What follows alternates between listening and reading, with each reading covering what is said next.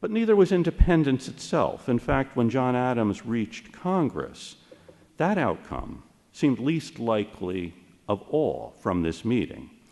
The members, Adams said, were like ambassadors from a dozen belligerent powers of Europe, nay, of a conclave of cardinals at the election of a pope, or the princes of Germany at the choice of an emperor. Yet, he said, they all professed the same principles. 50 gentlemen meeting together, all strangers, not acquainted with each other's language, ideas, views, designs. They're jealous of each other, fearful, timid, skittish. And now some of the men with whom he had corresponded, or whose essays or pamphlets he had read, puzzled him or disappointed him. Philadelphia lawyer John Dickinson, whose Farmer's Letters of 1767 really expressed the American cause forcefully and effectively, Adams said was subject to hectic complaints. He is a shadow, tall, slender as a reed, pale as ashes. One could think at first sight he could not live a month. But Dickinson, he said, has an excellent heart. The cause of his country lies near it. Caesar Rodney of Delaware, and by the way, if I'm mentioning an ancestor of someone, feel free to stand up with a rebuttal or a correction. Caesar Rodney of Delaware was the oddest-looking man in the world. He is tall, thin, slender as a reed, pale, his face not bigger than a large apple. Yet there is sense, fire, spirit, wit, and humor in his countenance. New Jersey's William Livingston is a plain man, tall, black wears his hair, nothing elegant or genteel about him. They say he is no public speaker, but very sensible and learned, and a ready writer. John Rutledge's appearance is not very promising.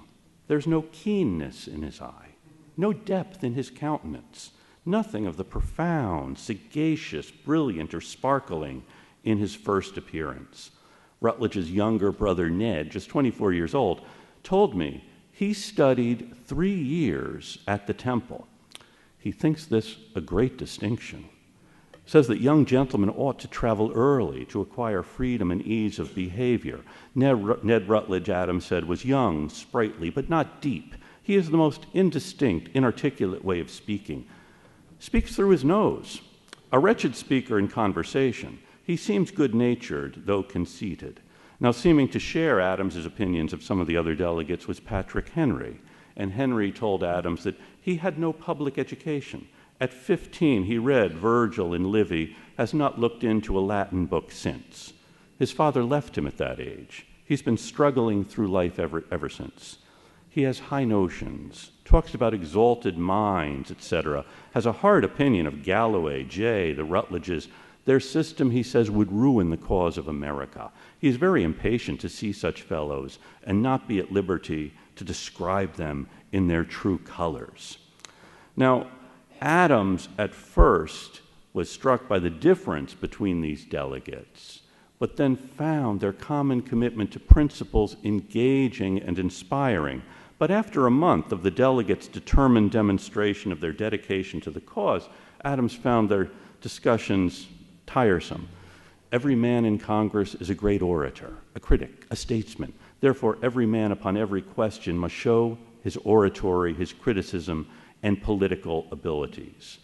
And what the Congress wound up doing was drafting a petition to the king, asking him to have Parliament back down. And they prepare, it takes 2 weeks then, once they have decided to write the petition, to prepare it, and the petition then is sent off as the delegates prepare to adjourn, and the delegates will return to Philadelphia the following May, by which time they will have received an answer from London. And before leaving, the Pennsylvania Assembly hosted Congress at an entertainment at the City Tavern. And Adams was struck by this elegant entertainment where a sentiment was given, a toast, "May the sword of the parent never be stained with the blood of her children." Over against Adams at the table were 2 or 3 Quakers. One of them said, "This is not a toast, but a prayer. Let's join in it." And they took their glasses accordingly.